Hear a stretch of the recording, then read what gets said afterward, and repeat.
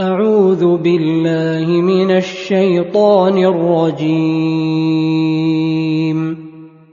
சபிக்கப்பட்ட ஷைத்தானை விட்டு அல்லாஹ்விடம் நான் பாதுகாப்பு தேடுகின்றேன். وحور عين كأمثال اللؤلؤ المكنون.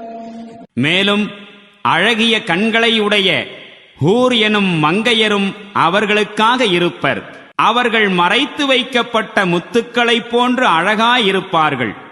جزاء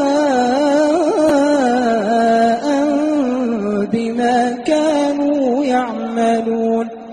இவை அனைத்தும் உலகில் அவர்கள் செய்து கொண்டிருந்த செயல்களுக்கு கூலியாக அவர்களுக்கு கிடைக்கும்.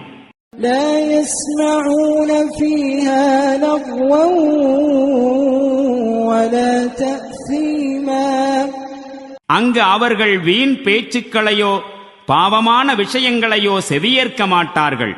إلا قيلا سلاما سلاما.